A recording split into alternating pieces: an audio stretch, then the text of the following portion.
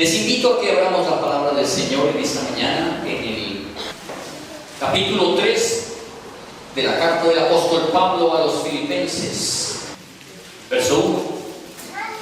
Por lo demás, hermanos, gozaos en el Señor. A mí no me es molesto el escribiros las mismas cosas, y para vosotros es seguro.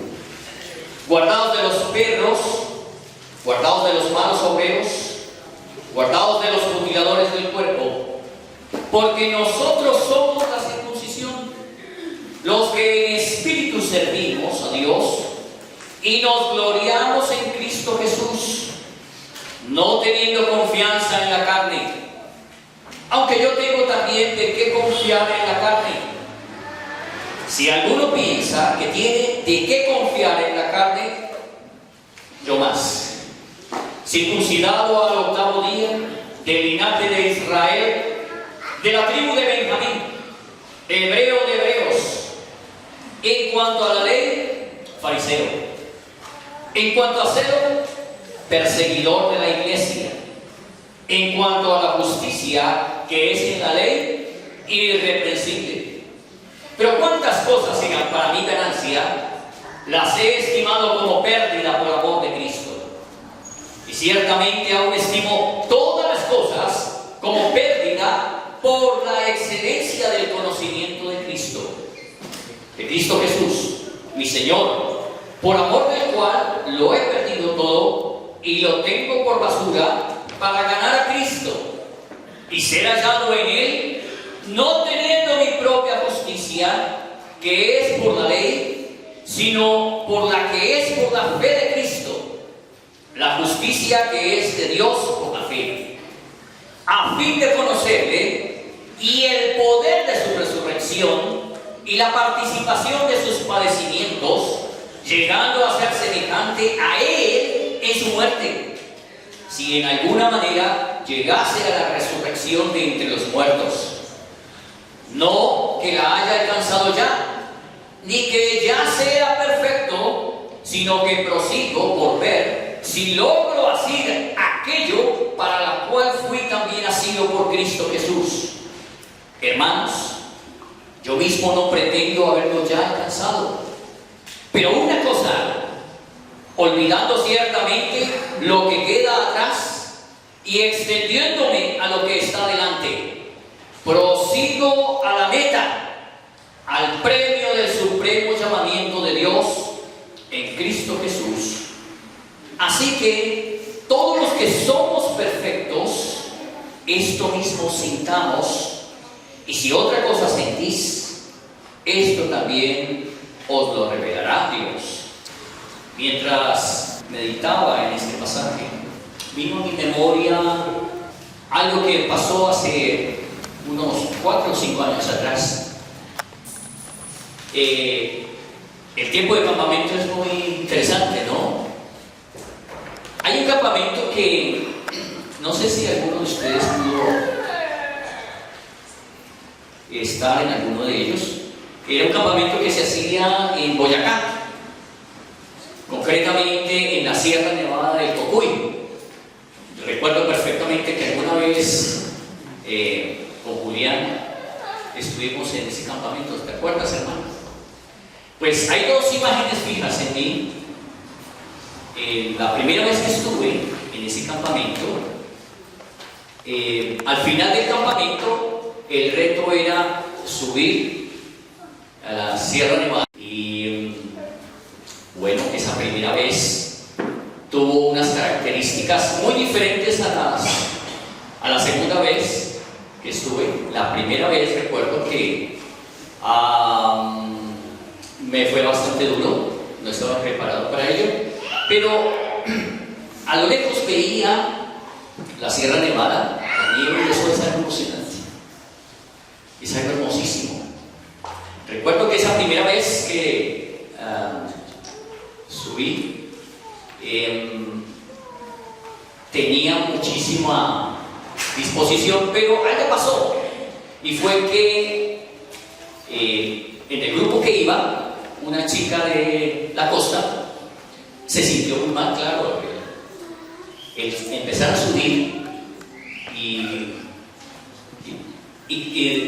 en cierta manera, cada metro que uno va subiendo, el oxígeno es mucho más escaso, y entonces sufre uno de algo que llaman en la región el soroche. El soroche es que siente desfallecer, además del cansancio, siente que el cuerpo se le adormece, siente ganas de trabajar, y llega el momento en que ya no puede seguir más y tiene que devolverse. Y algo pasó con la chica y pues no se podía dejarla a ella en esa parte, porque mucha gente iba subiendo y va pasando, y nos dimos cuenta que éramos ya los últimos. Íbamos un grupo de 4, siempre cuidándola a ella, la hija de su hermano Willy, ¿ya? Gloria, y fue necesario entonces acompañarla para que no se perdiera, porque ella iba pues bastante quedada, y ella dijo: no puedo seguir más.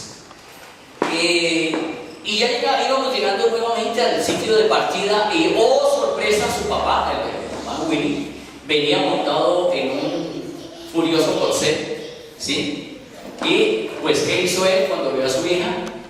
Pues la subió en el caballo, y siguieron, ellos subieron el caballo, y nosotros nos quedamos, el grupo de 3, nos quedamos ahí, y volvimos otra vez a empezar el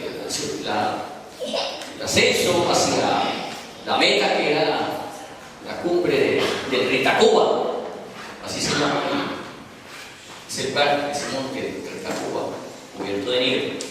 Lo cierto es que llegó el momento en que sentimos que habíamos quedado muy relegados, y comenzó a hacer efecto la altura.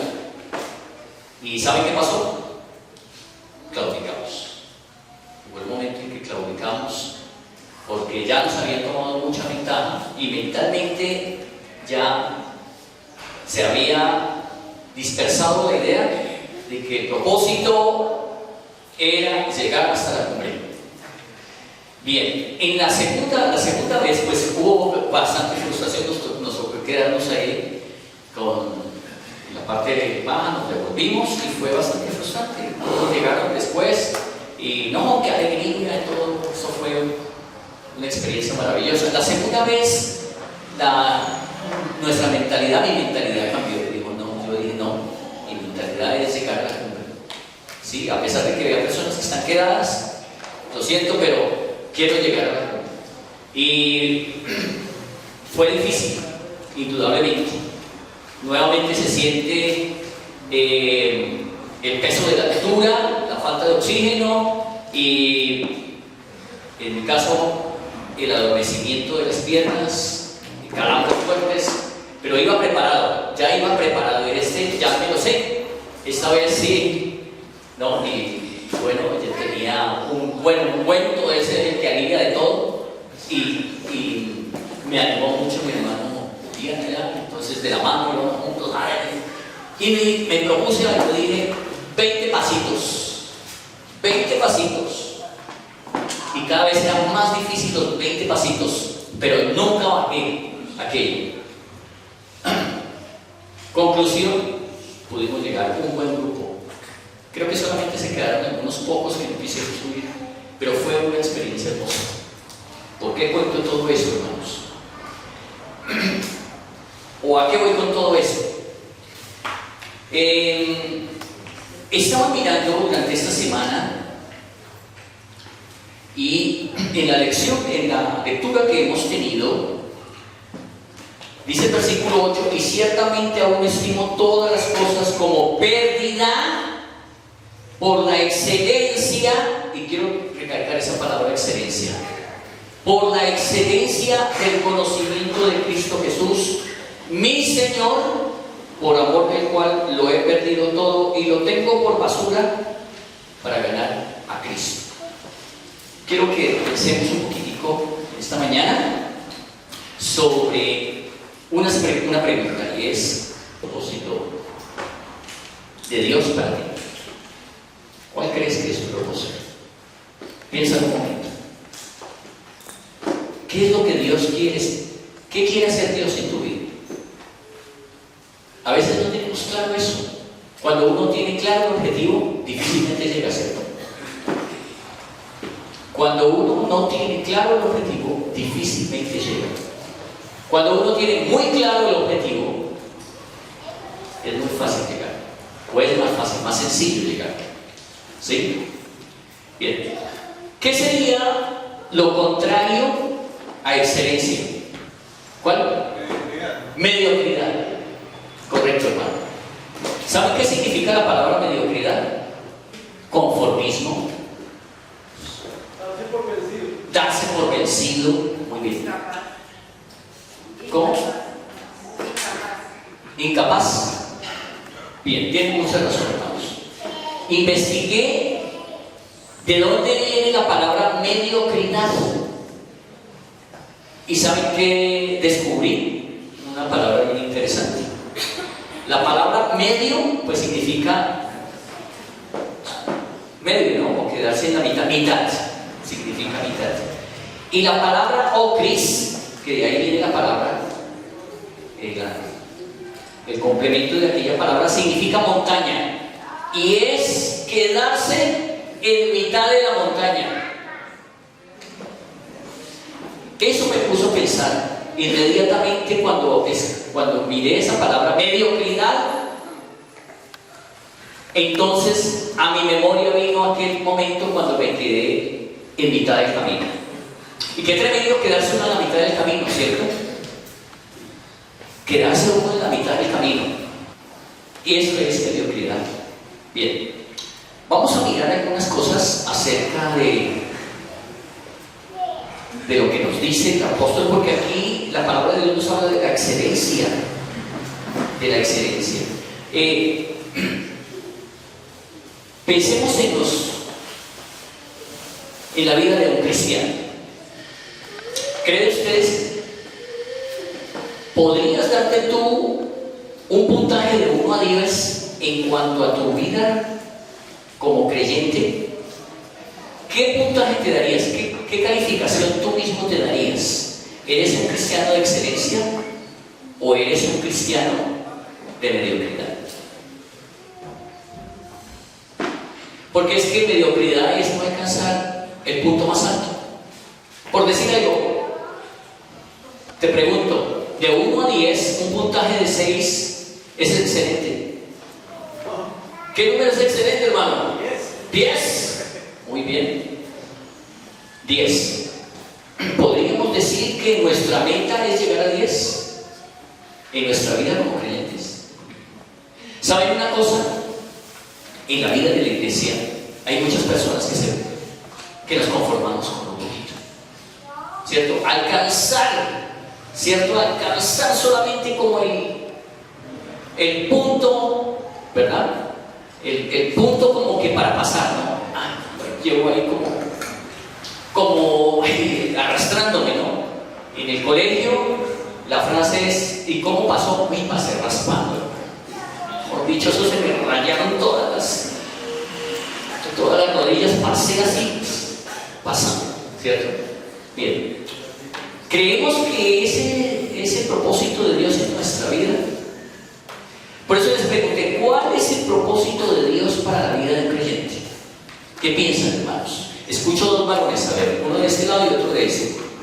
¿Cuál es el propósito de Dios en la vida del creyente? Total obediencia. Total obediencia. Muy bien, hermano. Sí, Romanos 8:29 dice que es ser hechos conforme a la imagen de su Hijo, nuestro Señor Jesucristo. Amén. Formar en nosotros a Cristo. Ese es el propósito. Mire, generalmente cuando una persona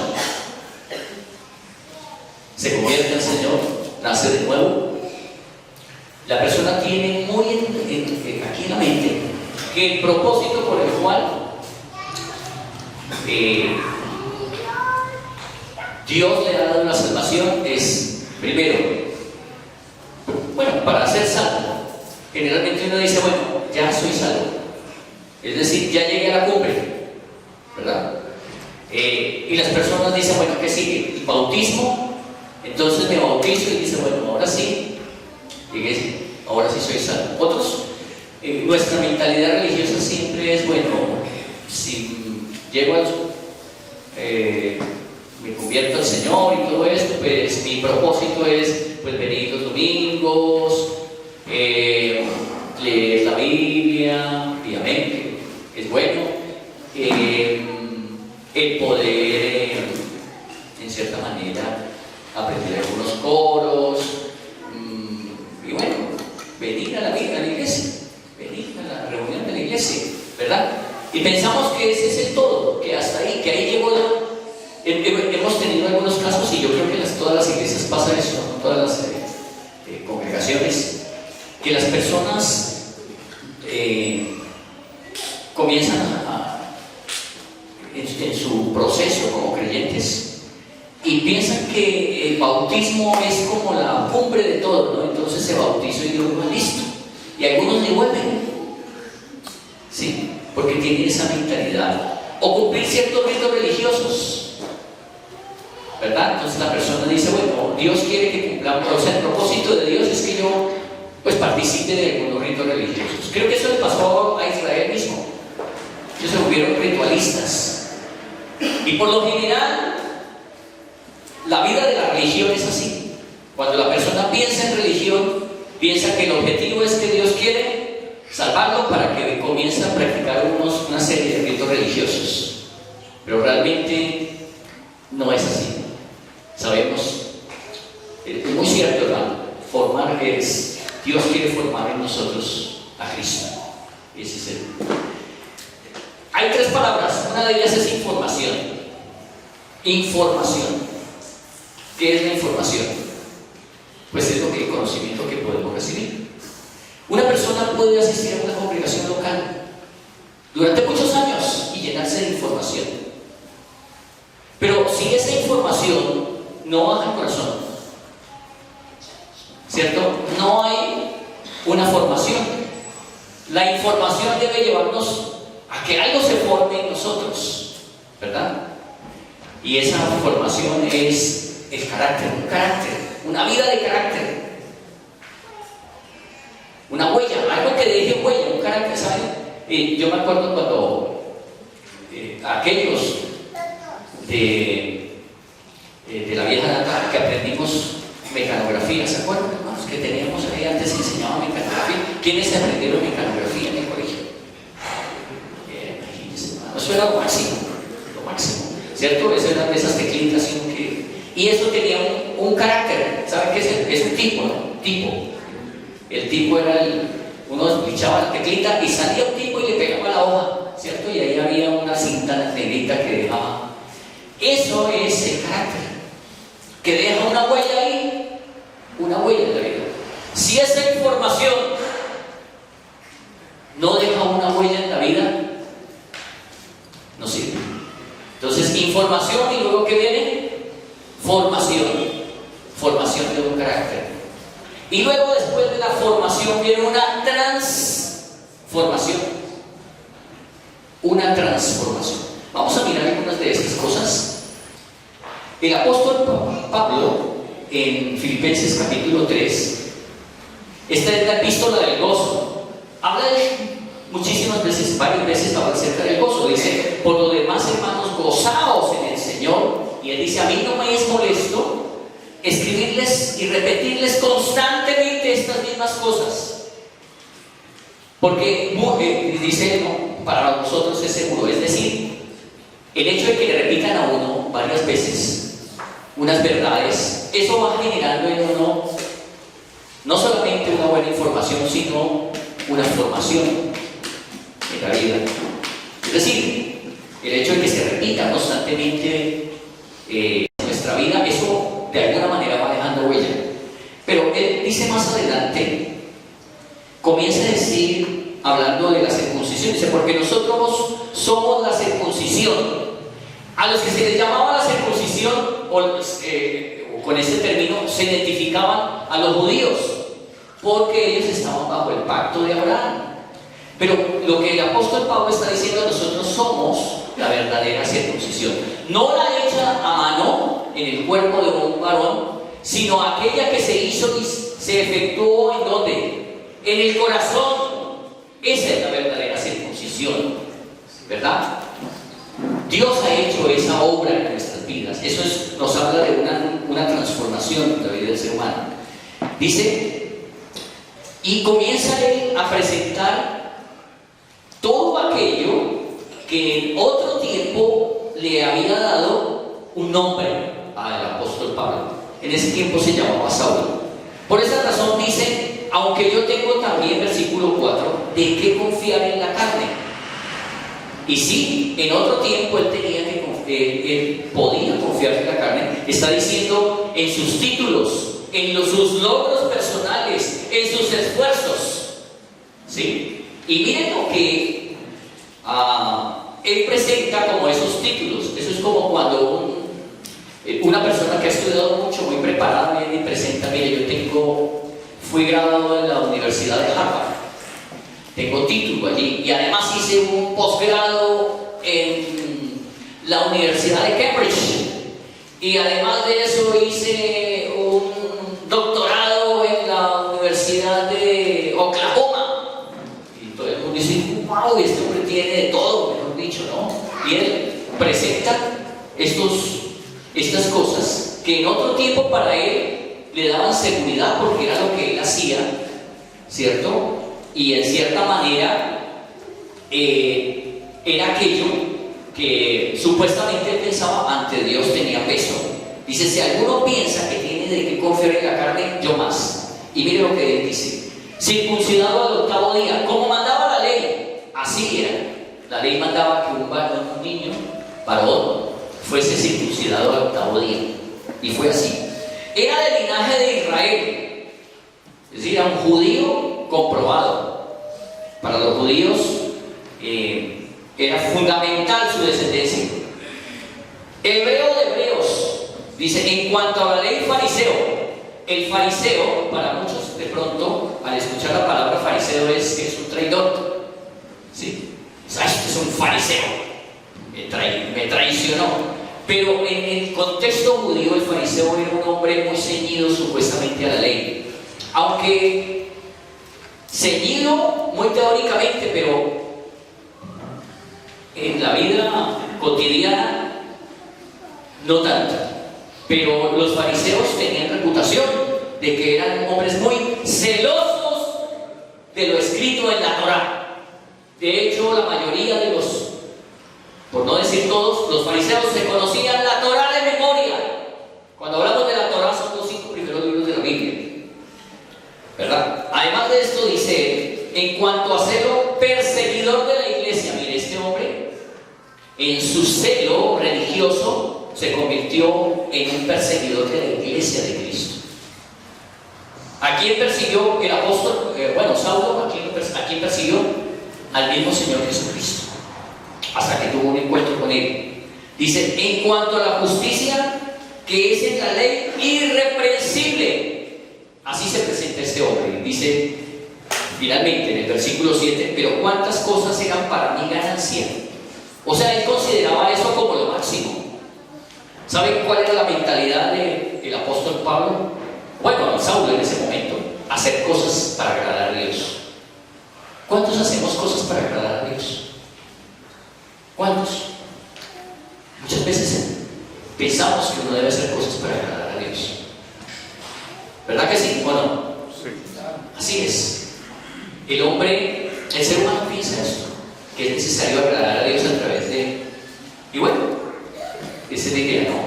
Pero si yo pienso, si alguien piensa que por esas obras puede alcanzar la salvación, déjame decirte que la palabra de Dios dice que no. Eso es un gran choque. Cuando yo conocí el Evangelio, yo estaba completamente seguro que uno podía ganarse la salvación, uno mismo. Y para mí fue algo tremendo y confrontante el saber que no era a través de mis esfuerzos personales. Fui una persona muy religiosa, sagradamente. Eso sí, el sábado iba y rumbeaba y hacía de todo. Y el domingo iba a la misa misa y pensaba que estaba haciendo muy bien. El que rece y peca empata, ¿no? Pero ninguno de nuestros esfuerzos personales puede servirnos. Otra cosa, él dice cuántas cosas eran para mí ganancia, o que las consideraba como galardones, como algo maravilloso. Dice, las he estimado como pérdida por amor de Cristo. Es decir, ahora él dice, todo aquello fue una pérdida, fue una total pérdida por amor de Cristo. Y dice más adelante, y ciertamente aún estimo todas esas cosas como pérdida por la excelencia del conocimiento de Cristo Jesús. Muy seguramente él se consideraba un hombre justo delante de Dios, un hombre bueno, un hombre bueno. Pensaba que servía a Dios persiguiendo a aquellos que de alguna manera estaban predicando aquello que se conocía como el Evangelio, y él pensaba que estaba haciendo lo bueno. Y descubrió que estaba enfrentando nada menos que al Salvador del mundo. Ahora dice, él dice, mi Señor, por amor del cual lo he perdido todo, y lo tengo por basura para ganar a Cristo, y ser hallado en Él, no teniendo mi propia justicia, que es por la ley, sino la que es por la fe de Cristo, la justicia que es de Dios por la fe.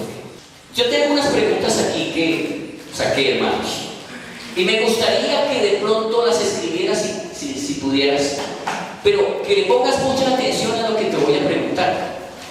Fueron preguntas que yo mismo me he estado haciendo y me estoy haciendo. La primera pregunta es esta: ¿comprendemos o comprendemos, hermanos, que la salvación, más allá de la redención de nuestras almas, tiene la meta maravillosa de transformarnos a la imagen de Cristo? Porque a veces pensamos que el propósito únicamente de la salvación, de la redención, de la obra de Cristo, es salvarnos, y ya, para de contar. ¿Para qué murió Cristo? Para salvarnos. Ya soy salvo. De hecho, si ya no hay nada más que hacer, ¿verdad? Bien. Segundo, la segunda pregunta. Y él dice así: ¿estamos prosiguiendo a la meta? ¿Y cuál es esa meta? ¿Cuál es ese objetivo? Ya lo dijimos aquí, ¿no es cierto? El hermano, perdón, ¿me recuerda su nombre, hermano? Gustavo. Mi hermano Gustavo ya nos dijo cuál es el propósito, cuál es la meta del creyente: que Cristo sea formado en mí. Y estamos prosiguiendo esa meta, estamos en cierta manera ayudando para que eso suceda. Hay la disposición de Dios de formar en nosotros el carácter de Cristo, y está en nosotros eso, ese propósito, porque si no lo sé, si lo ignoro, o si lo sé voluntariamente pero no estoy dispuesto a permitir ello, pasará algo. En el campamento que tuvimos este fin de semana, había un reto y decía: el reto, esta última prueba, es la que más puntaje va a dar. Y apareció un muñequito ahí, el muñequito que se utilizó para, en cierta manera, animar a las personas. Un muñequito todo gracioso. Entonces había que cada equipo tenía que preparar su muñequito y hacerlo a la imagen de ese copiar, y que utilizar un integrante del grupo que se pareciera, y poderlo, llamémoslo así, disfrazar con toda, y pues ganó alguien que fue muy similar, muy parecido. Pues en cierta manera ese es el propósito. El objetivo de Dios es formar en nosotros, en ti y en mí, el carácter de Cristo. Ese es el objetivo número 1. ¿Sí? Bueno, tercera pregunta: ¿es mi mayor deseo llegar a ser como Cristo? Aquí podríamos preguntar cuál es el anhelo más grande de tu vida, y aquí podríamos decir: no, me parece grandísima, no, criar a mis hijos, no, ser el mejor padre, el otro, no, yo quisiera cuando me case ser el mejor esposo del mundo, etcétera. Aquí podríamos decir muchas cosas. Pero realmente, mi hermano, es el mayor deseo que hay en tu corazón, es llegar a ser como Cristo. Y la última, son preguntas para que las medites en tu corazón. ¿Es mi vida un reflejo de este deseo? ¿Está siendo en este momento mi vida reflejo de ese deseo? Debe empezar a verse aquello. Esa es la meta, ese es el deseo. Pensaba, ¿no? Muchas veces nuestra mediocridad, nos conformamos con poco, ¿no? Y cuando miramos, siempre hay esta frase: ay, hermanos, que la cara se... No, hermanos, que es muy difícil, pues. Usted entiende, hermano, todos caemos. No hay un ser humano que no peque. Y decimos tenemos muchas excusas, ¿no? Muchísimas excusas. Pero en vez de llenarnos de excusas, porque cuando uno mira las excusas, comienza uno a compararse con otras personas. No sé, hermano, pero por lo menos yo soy mejor, tengo más madurez, tengo mayor que aquel hermano, soy mejor que aquel. Como que el punto de referencia, ¿quién es?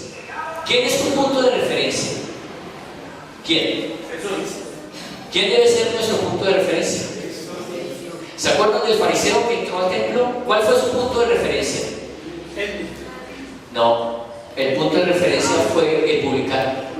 Él le dijo: Señor, yo no soy como este. Yo sí doy mis diezmos, yo sí oro, vengo al templo, soy buena gente, ayudo a los demás, ¿cierto? ¿Cuál fue su punto de referencia? El publicano. ¿Cuál es el tuyo? ¿La vecina? ¿Sí? ¿El jefe de tu trabajo? Pero ¿cuál fue el punto del publicano? ¿Cuál fue el punto de referencia del publicano? ¿Ah? Sí, porque cuando él entró al templo, ni siquiera levantó sus ojos al cielo, porque se creía totalmente indigno. Y él, ¿saben cuáles fueron las palabras del publicano? Sé propicio a mí, pecador. Oh Dios. Su punto de referencia fue Dios. ¿Quién es tu punto de referencia? Dios. Si tu punto de referencia es Dios, entonces vas a darte cuenta que eres un gran pecador. Y lo digo no solamente por nosotros, pero especialmente por aquellos que de pronto no conocen a Cristo. A veces piensan, no, pero estos son más malos. Ha habido gente mucho más mala. Uy, ese Pablo Escobar, ese sí merece el infierno. Yo he sido muy bueno comparado con... Bueno, sí, él es muy... comparado con Pablo Escobar, creo que todos los que estamos aquí somos mejores que él. ¿Sí o no? Pero comparados con Dios, ¿verdad? Bueno, ok. Bien, entonces vamos a continuar. Dice el apóstol Pablo ahí en el versículo 10, a fin de conocerle. ¿Cuál es el dice? Bueno, vamos al versículo 9. Dice: y ser hallado en él. ¿En quién? En Cristo, no teniendo mi propia justicia. El día que un ser humano parta de este mundo y vaya a la muerte, o sea, muera, el día del juicio, él no puede llevar su propia justicia, porque será juzgado por eso. Todos sus pecados serán allí juzgados. Él no puede llevar su propia justicia. Él no puede decir: Dios, pero mire, yo, pues sí, fui un adúltero y todo eso, sí. Pero bueno, yo fui una gente, a todas les di. No, yo fui una persona que di de mi plata, gente necesitada, a todos les di. Y yo ayudé a otros, di dinero, ¿cierto? Es más, cuando iba ya a la iglesia, a la congregación, yo daba también para la obra. ¿Sirve de aquello? No, no teniendo mi propia justicia, sino la que dice, no mi propia justicia, que es por la ley, porque Pablo pensaba que la ley era lo que le justificaba, pero la ley no tiene el propósito de justificar al hombre.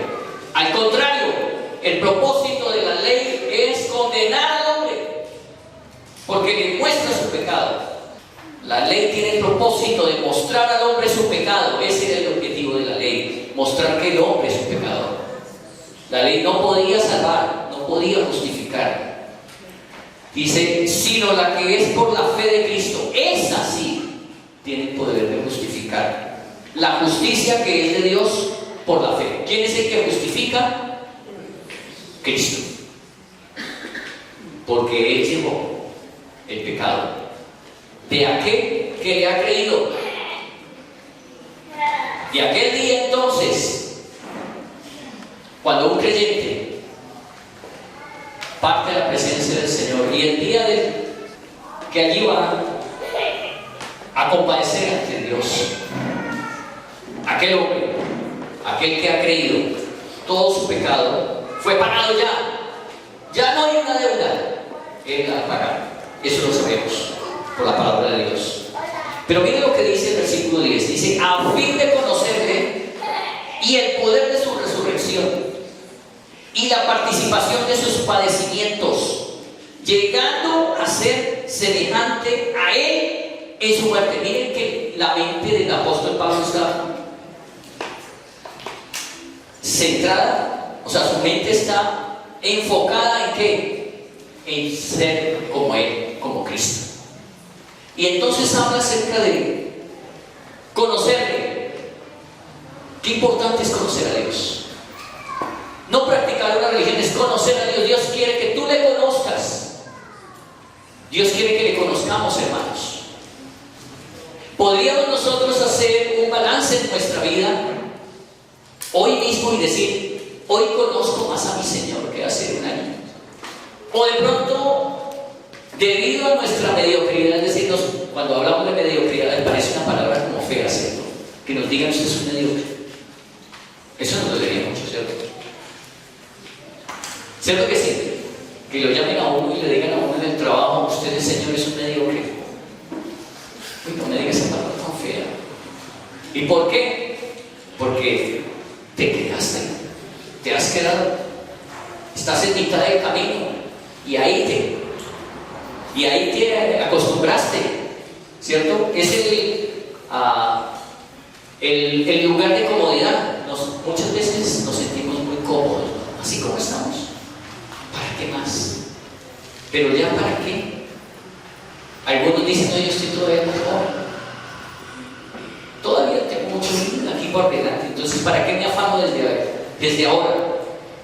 Y el que tiene muchos años, ya el canoso, ya de edad, entonces dice, pero yo qué, ya no tengo, ya tan viejo, ya para qué me voy a poner yo a... Sí, pero Dios quiere que el creyente toda su vida sea un ascender. Recuerdo que cuando llegamos allá, estuvimos aquel día en las nieves, llegamos y tocamos la nieve. Inicialmente, antes de llegar, cada paso era difícil, cada paso era más difícil, pero nunca claudicar en seguir creciendo, seguir subiendo, porque el propósito es la cima. ¿Sabe quién es la cima? Cristo. Cuando llegamos allí y miré hacia arriba, me di cuenta que había llegado al lugar de la nieve, pero que de ahí a donde estaba la cumbre faltaba muchísimo. Algunos no se conformaron con quedarse solamente ahí donde empezaban. Otros quisieron subir mucho más arriba. Pero claro, mucho más arriba requiere de un poquito más de esfuerzo. Pero ¿saben qué es lo que a uno le anima? Puede ser desanimante para algunos.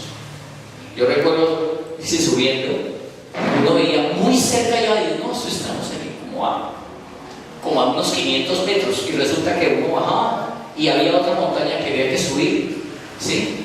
Y otra vez suba, ¿cierto? Y cuando llegaba uno a la cumbre de esa otra, había otra bajada y veía uno otra colina que tocaba subir. Y a veces uno decía, todavía falta mucho. Pero algo maravilloso es que ¿sabe qué le animaba? El mirar. Si miraba atrás, muy seguramente, por eso él dice, extendiéndome hacia dónde? Hacia adelante, no hacia atrás. Dice más adelante la escritura. Dice, si en alguna manera llegase a la resurrección de entre los muertos, está hablando de la participación de sus padecimientos, porque el apóstol Pablo aún participó de los padecimientos de Cristo. De hecho, él no se conformó, él había podido ser un creyente como todos, congregarse en Jerusalén, ¿cierto?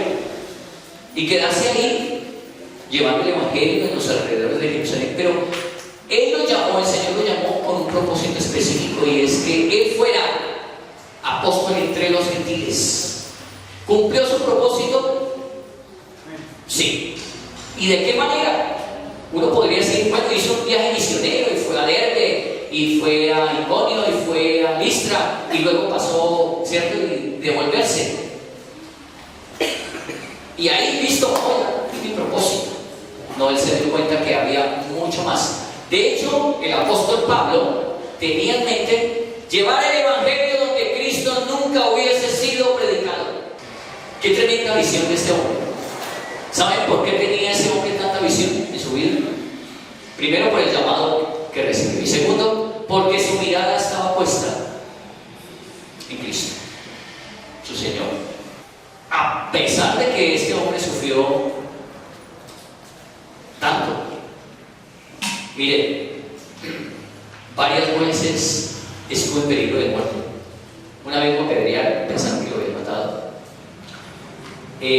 Otra vez fue latigado, 39 latigazos menos 1, perseguido, sufrió naufragio en una ocasión, y uno podría decir, no, yo no vuelvo por allá, eso siempre me va tan mal, ¿cierto? Pero no, este hombre no, porque él tenía su mirada puesta en el Señor. Pero solamente quiero una cosa, hermanos, que pensemos. A veces nos enfocamos mucho en el hacer. Pensamos que el propósito es el hacer, ¿no es cierto? Dios quiere que yo haga esto, yo quiero hacer esto, quiero hacer lo otro. Ay, manito, estoy orando porque yo quiero que la iglesia me dejen hacer esto. Pero nos olvidamos de lo más importante, y es el ser. Dios quiere que seamos antes que hagamos. Indudablemente el apóstol Pablo hizo mucho, pero ¿sabe qué? Su enfoque no estaba en el hacer, sino en el ser.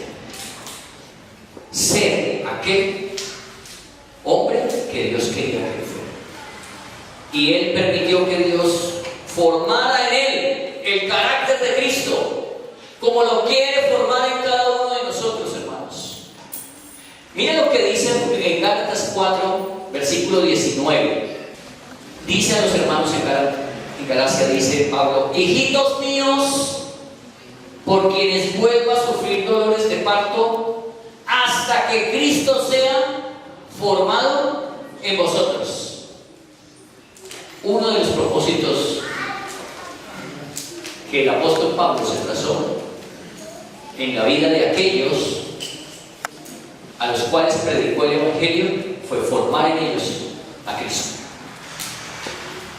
Creo que hoy se nos ha olvidado eso, y nos convertimos en iglesias locales muy hacendosas,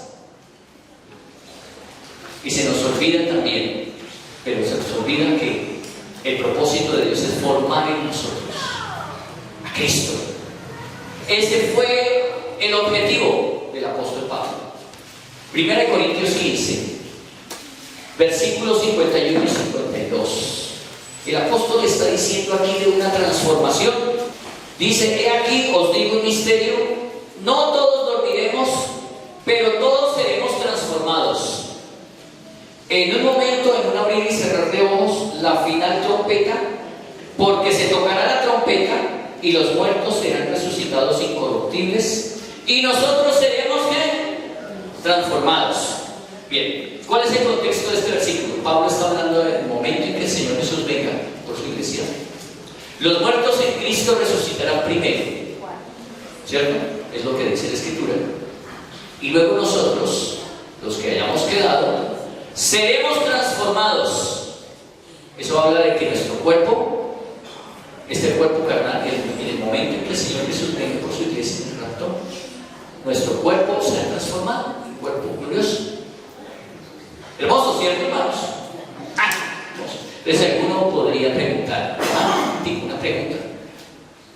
Yo me hice, pero si todos vamos a ser transformados, todos, pues ¿para qué nos desgastamos aquí? Tratando de permitir que nos formen. ¿Para qué? Pero un momentico, lo que está hablando es nuestros cuerpos serán transformados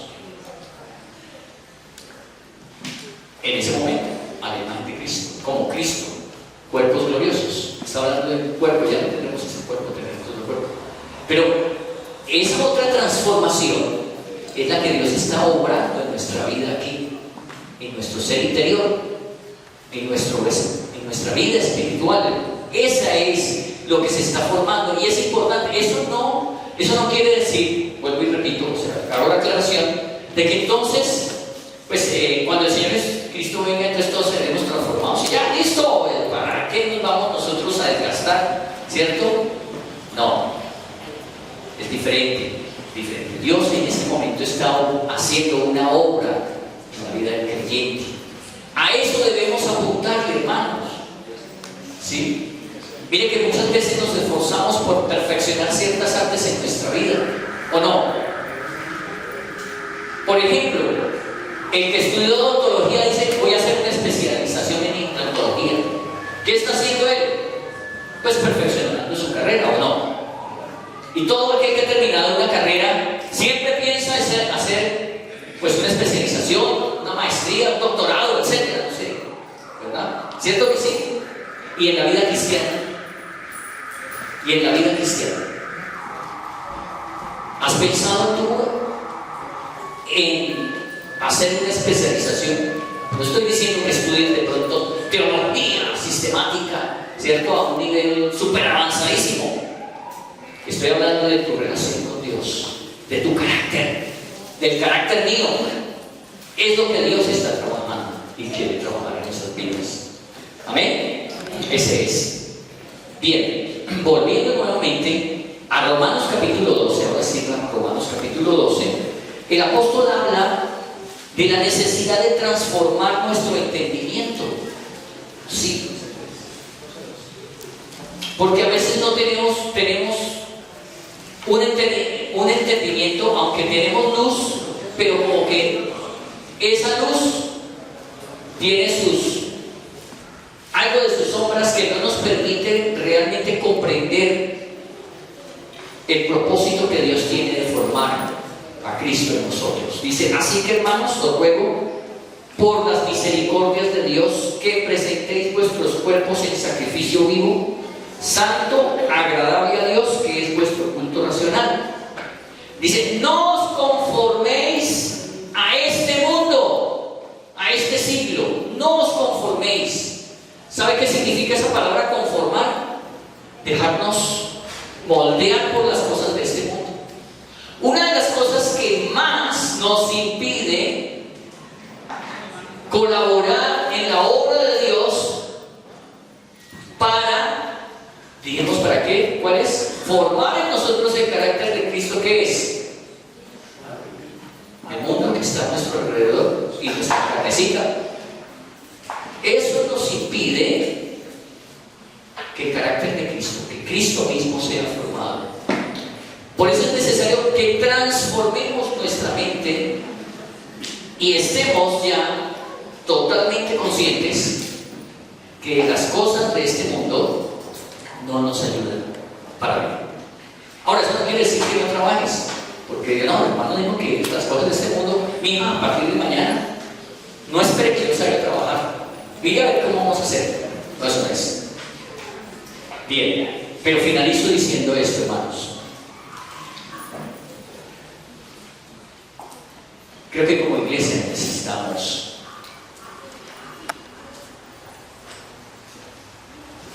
tener una disposición para que esa formación del carácter de Cristo se vea, sea algo que sea visible a los que están a nuestro alrededor. Importante, fundamental. La última pregunta, ojalá puedas pensar en eso. En tu vida, mi hermano, en mi vida, ¿es mi vida un reflejo de este deseo de que Dios forme en nosotros? Era el deseo ferviente del apóstol Pablo, y era el propósito de él, que todos aquellos que habían conocido la palabra de Dios fueran formados a la imagen de Cristo. Que el Señor nos ayude. Si hay una persona el día de hoy que no ha conocido a Cristo como su único y suficiente Salvador, hoy es el día de salvación. ¿Has escuchado que el propósito de Dios no es que simplemente conozcas de una religión? No es simplemente que practiques unos ritos religiosos como la manera de agradar a Dios. Esa no es la manera de agradar a Dios. ¿Has escuchado que hubo una obra en la cruz del Calvario? Dios mismo ofreció un sacrificio por cuanto ninguno de nosotros, ningún ser humano podía ofrecer un verdadero sacrificio para agradar a Dios. Él lo hizo en la cruz del Calvario. Y la invitación en esta mañana, la invitación que Dios te está haciendo es para que tú dispongas tu corazón y aceptes ese regalo de Dios, la dádiva de Dios, que es vida eterna en Cristo. El que tiene a Cristo en su corazón tiene la vida. El que no, que rehúsa, dice la Escritura, la ira de Dios está sobre